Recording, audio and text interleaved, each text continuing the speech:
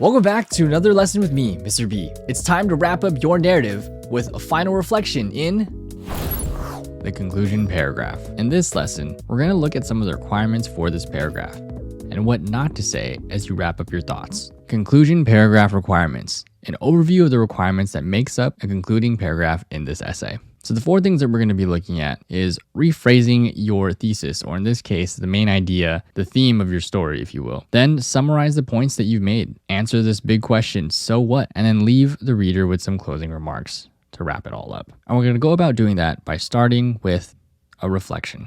You want to think about how this story or event has helped you grow. How's it helped you become the person that you are today? Then you can also summarize your points with that reflection and recap what happened. Remind your readers what the point of this story is. And then here comes a question, so what? Why is it important to recognize these events? And why is it important to connect any of these critical concepts that we've learned, or in particular, the ones that you chose to analyze in your body paragraph? And then leave your reader with something to think about in your closing remarks, like a statement or question that raises awareness about the adversity that you face in this story. Now let's look at what not to say in a conclusion paragraph. In any conclusion, this is not the time for you to introduce a new point. This is the time to reflect and bring your ideas to a close. Number 2, again, you don't want to apologize. There's nothing to apologize for. This is your story and we're here to listen and read along with what you have to share. Number 3, as the closing remarks stated, try not to end vaguely, which ultimately leaves the reader feeling unsatisfied. This sometimes happens if the last sentences are not strong enough. You want to leave them with something to think about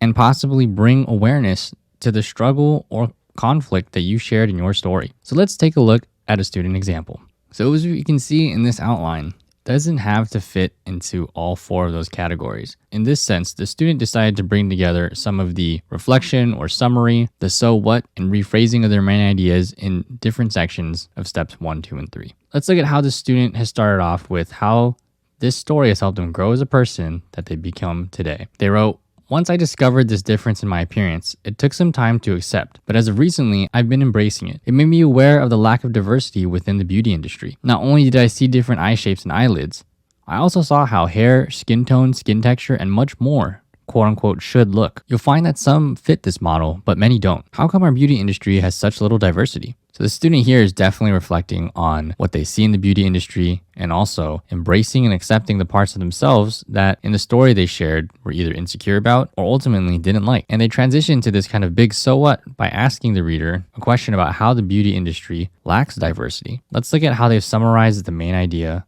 and the points that they made from their story. I've learned that our differences are what makes the world we live in so beautiful. I think that if we're all to look the same, that would be pretty ugly. We are all uniquely gorgeous in our own individual ways. No one, and especially young children growing up, should feel ashamed of themselves because the media does a poor job of being inclusive and showing all faces that look different. So in this first sentence, the student already addresses his differences that humans experience when struggling with their individual looks in comparison to what the beauty standard is of the world and what the world thinks is so beautiful. The writer wants us to notice that we should all love ourselves because we're all beautiful and unique in our own ways, and emphasizing that in their story, this so what is the purpose of them telling this, that them as a young child and any child shouldn't have to experience what she went through, that they should be able to look at the TV and feel like they're represented or that they see someone like them in the media. And at the end here, as they talk about this kind of moral of the story, that the media does a poor job of being inclusive and showing all faces that look different, that kind of helps us transition to closing out this paragraph with the concluding sentence where they write, unfortunately, we live in a society with ideological beauty standards we as an audience feel we have to follow.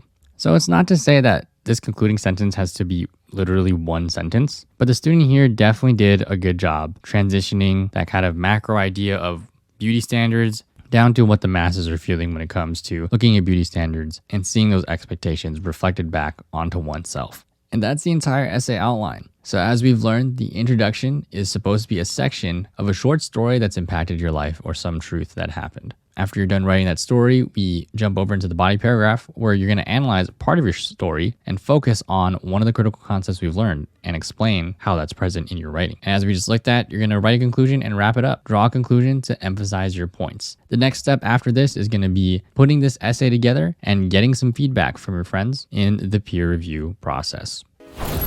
I hope the expectations for the conclusion were clarified, and that this series on essay expectations are helpful with your writing process. This and other student examples will be available to draw inspiration from as you continue to write your conclusion. Up next will be your one-on-one check-in with me before you set off on the peer review process. Thanks for tuning in to another lesson with me, Mr. B, and I'll see you in the next one. Peace.